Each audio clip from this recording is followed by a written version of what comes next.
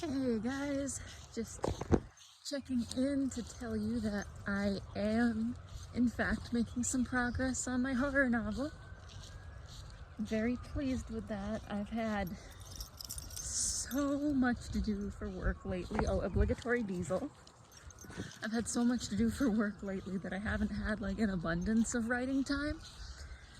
But I'm over 1,000 words into chapter 4 now in my novel, so that's much better than nothing. No, you are not going to roll in that poop. Absolutely not. But, yeah, I'm pleased with that. I also wanted to, while I was out on a walk today, talk about an idea for a horror story that I had. Obviously, I'm not going to work on it yet because I've got my novel to work on if I'm going to be writing stuff that isn't for work. I'm just very, very pleased with the idea.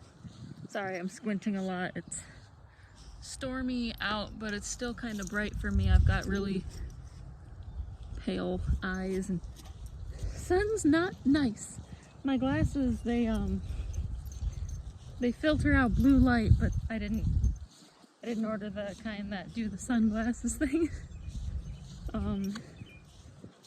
Anyway, yeah, that one story that I'm working on, the one I'm not working on, would be a short story, a demonic horror. And I'm not sure if I would write it as a short or as, or code it as a text adventure game. I've always wanted to make a text adventure game. I used to be really into it when I was younger, but when I was younger, I couldn't keep my thoughts organized, and I'd just start not finish like a million projects. I've gotten a little better about that since I started work because I have to finish the projects, you know what I mean? Oh, Diesel, where are you going? Do not go in that water, sir, you would regret it. But anyway, yeah, look how pretty that is. But yeah, the whole thing is like, the premise is a woman, she's getting a new apartment, trying to start her life over after just a whole bunch of shit. And the landlord, he had some sketchy reviews, but he seemed okay, and the rent is cheap. So she goes ahead and gets moved in, and the landlord tells her under no circumstances is she to ever go in the storm cellar. And,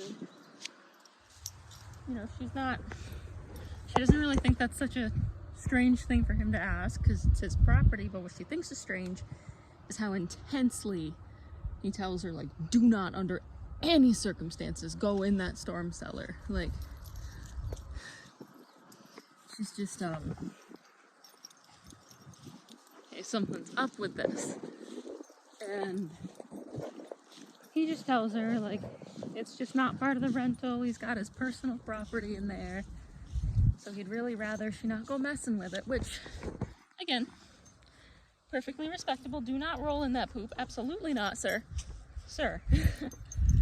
But, so she ignores it, and as soon as she moves in, she starts having these, like, really, really fucked up dreams. Come on, Deez. Woo! Mostly about pregnancy and all that, which is really startling to her. And stuff starts breaking around her house, and she hasn't lived alone in so long that she just kind of chalks it up to being alone, and she just goes about fixing stuff herself, doesn't tell the landlord because she doesn't want to be a bother, even though he promised that he'd fix things if they broke. But one night, after a particularly intense nightmare about being in labor, she wakes up to the sound of a baby crying. She has no baby. She lives alone. and she realizes the sound is coming from outside during a particularly intense downpouring thunderstorm. And oh, careful, Diesel.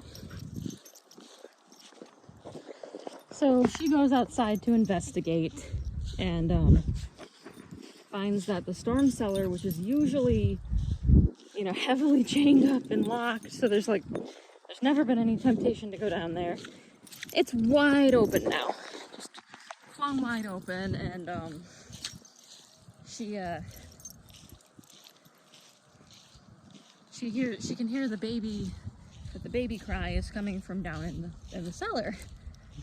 So of course she goes down there because it's storming and there's a baby, and she's got all these intense feelings from these nightmares she's been having.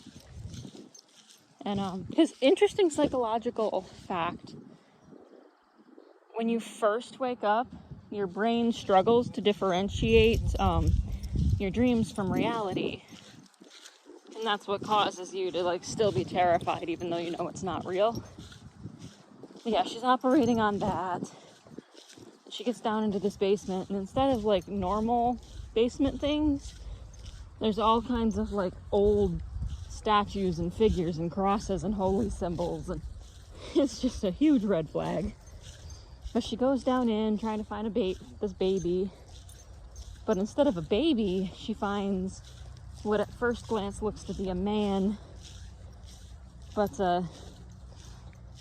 he's got this horrifically wide grin, too wide for a human face, no eyelids. His ribs are piercing through his chest, and it's just two long limbs, just awful, super nasty. And through this big toothy grin, he's drooling, and it's just splatting all over the floor, and he's making the baby cries. And that's utterly horrifying for her, obviously, for good reason. But then she hears a shotgun blast, and it scares the thing away. And then, lo and behold, there's her neighbor standing there behind her, and he's all kinds of pissed as hell that she went into his basement. And